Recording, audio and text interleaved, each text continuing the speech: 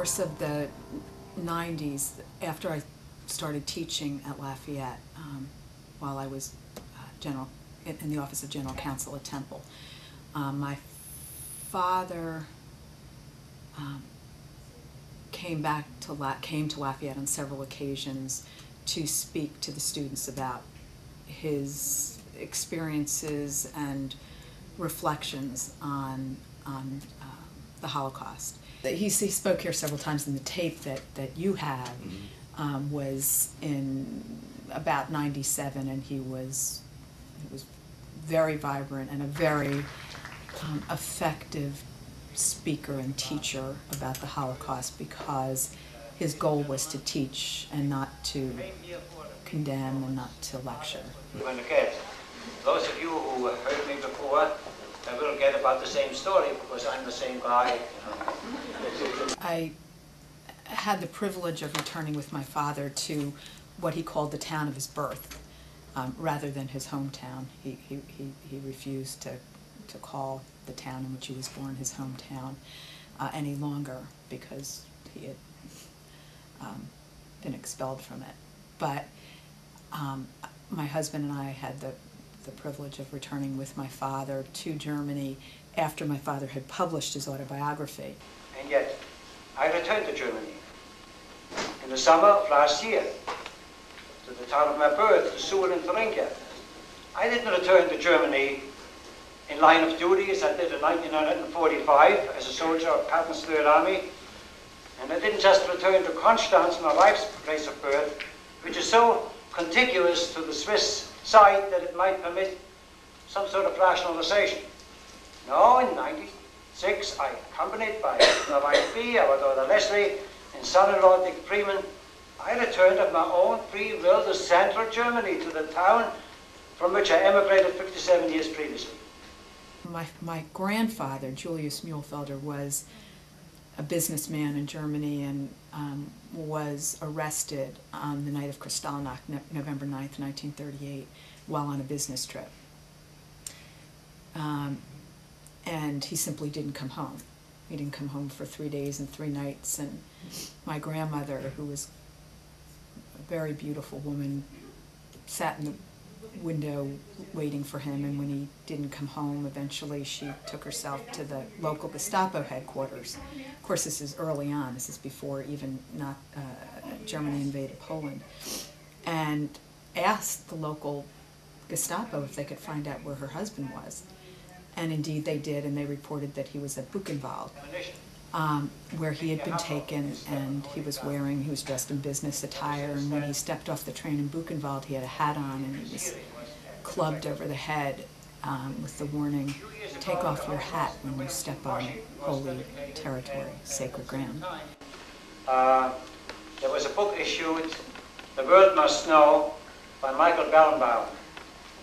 And as I leafed through that volume, I noticed a picture there entitled, with the caption, Roll Call at Buchenwald, 1938-39. I said, that must be right after Kristallnacht. Thousands of people lined up. That must be Kristallnacht. And there were some faces recognizable close to the Nazi photographer who must have taken this picture. And as I went through these first few rows, I suddenly saw my father standing there. And although I knew I was there and I knew he was released again, I tell you, I couldn't sleep properly for a whole week. I kept on going out with a magnifying glass and kept on looking. But it's he.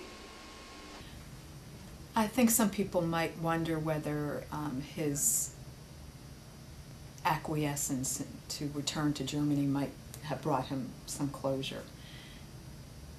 And I think it did not. I don't think this is an issue that could ever close for my father, or perhaps any Holocaust survivor, or perhaps any of us. I'm gratified with my visit to the town of my birth. I really am, with my attempt to encourage those living there now and who face the past with honesty, with realism, and the future with the best of intentions.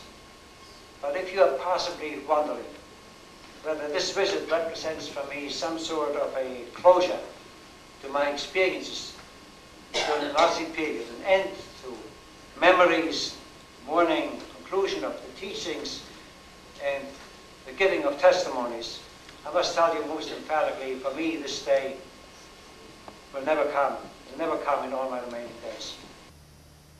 My father died on a Friday morning, and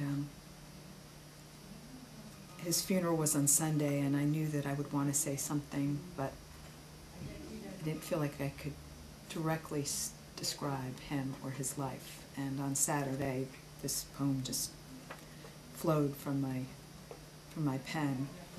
We will think of you when the snowdrops bloom, a single graceful snowdrop peering through the snow. Against the odds of winter, a harbinger of hope. Though but a delicate blossom, a bold reminder of the promise of spring. Like you, a stalwart against winter's cold wind.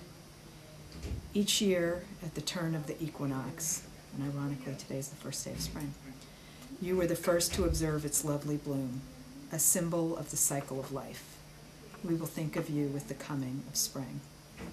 We will think of you in the summer when roses bloom, when life flourishes and is vibrant, when we sow the seeds of our own fields and nourish them to reveal life's bounty. We will think of you when we touch the velvet petal of a dusty pink heritage rose, one of your favorites, so fitting for one who lived his life, honoring those who did not survive. We will think of you in summer.